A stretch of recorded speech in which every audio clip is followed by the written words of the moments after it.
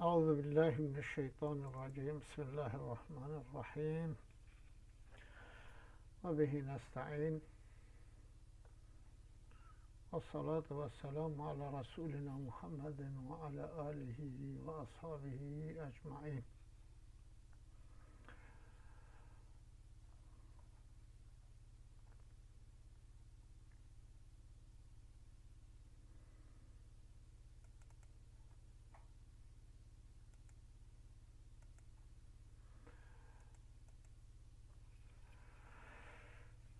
ام دیسا مموزین دخوینن مبز به گهاند بیوه دهنه به هشکت سر چمن وکی گل صد رجگر عشق بلبل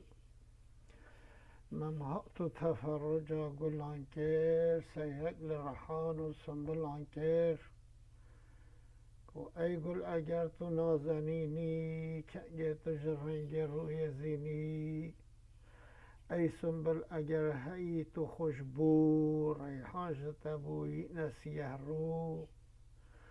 هون نجم مثال زلف یارن هون حق و فضول و هرزکارن ای بلبل اگر تو اهل حالی پروانه شمع ورد عالی زینا مججو جیما تگشتر وقت مج طالع ترشتر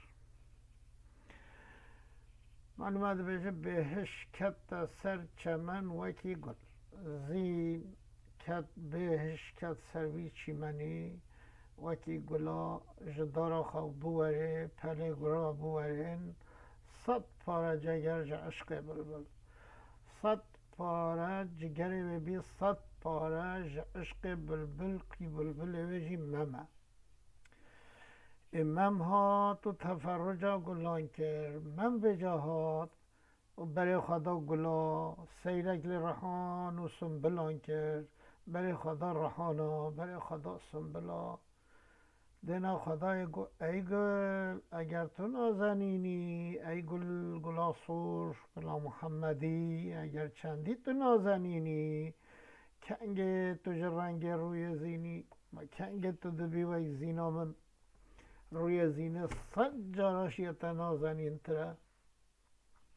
ای سنبل اگر هی تو خوش بو ریحان جتا بوی نسیه رو ای سنبل اگر تو چندی کو بهنا تا خوشه ابو معنا بهنه ریحان جتا بوی نسیه رو ریحان وجشتا بی نسیه رو ریحان جتا حسد دیگرن و ریان رشد بند هون نجم مثال زلف یارن یعنی ریحان و سنبل و گل هون بزانن هون نجم مثال زلف یارن هین نوک زلف یارا منی هین نوک زلف زینه نه هین نوک بسک زینه نه هین نوک از یه زینه نه هون هر دو فضول و هر ذکارن هین هر دو جی فضولینه هین هر دو جی بدوان بیتوشن هر ذکارن یعنی تشته بفیدنه ای بلبل اگر تو اهل حالی ای بلبل اره تو اهل حالی اره تو عاشقی تو عاشق گلانی پروانه شمع ورد عالی تو پروانه لدوف شمعا ورد آل زفری یعنی شمع فنده ورد گله آل صوره تو بی پروانه تو دوره و گله زفری زینامه جوجی ما تا گشتر وقت مش طالعه ترشتر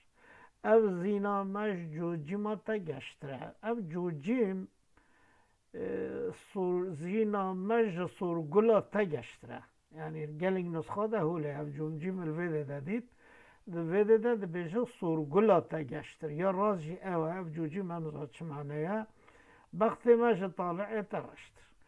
اره زینا مش جوجی ماتش گلاته یا سور گشتره ولی بخت مش طالعه ترشتره و اگه مگوتی اف سور گل ده شوناوه جوجی مده خوشتره که هبه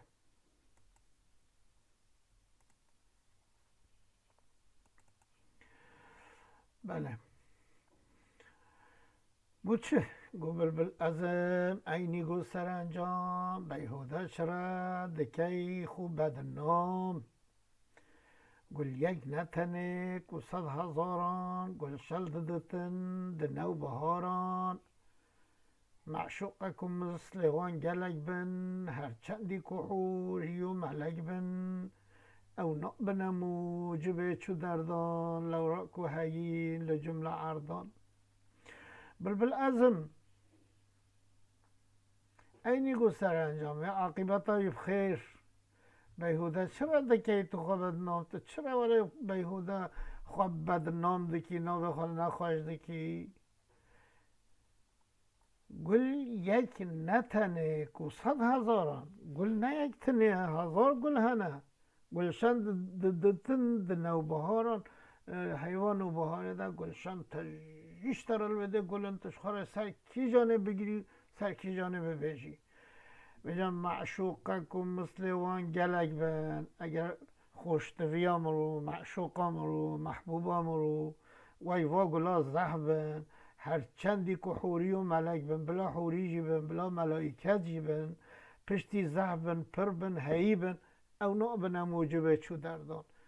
لو را که هیین لجمله عردان او الحمید را پیدا ببن نابن موجب دردا درس وا چه نابت لدرس چه چید بد یک بت و نبت مثال و همتا مستورج رنگ زین و انقا آهوله هنگت بدرد او معشوقاتا خوشتویاتا نازداراتا یک بت و نبت مثال همتابت یعنی به همتابت اشسز بنظرسز بت مستوره و جاش رنگ زین و انقاجی بد رنگ زینه و انقا و طیره کو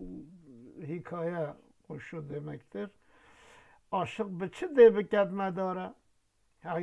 وقتی بجا معشوقت هوله بت یک بتو به همتابت و مستور بت و انقا بت عاشق به چه صبر خواهینت به صبر مرن اوی چه چاره یعنی به صبر مرن چه چاره وی هش وی عاشقی را افرنگه دگو جحال غافل ناگه فکری کو پیش مقابل به وی شکلیش خوره دگو وی حال غافل هاش با فلک نگهی ناگه فکری کو پیش مقابل فکی پر مقابلی وی تشتک درکت زینا کو 200 پری پرستار حورا کو ممه جبو گرفتار او زینا کو 200 پری خدمتچی ها وید خدمت ها وید کن خدمت خادم و خدمتکار وینه او حورا کو مم جبو گرفتارم مم پیوه گردایم وی سبزه صفت سر زمینی بهش گری داروی اوینه و دید هودی بهشه و سر وی زمین شین سبزه صفت لسر زمینی او زمین کسک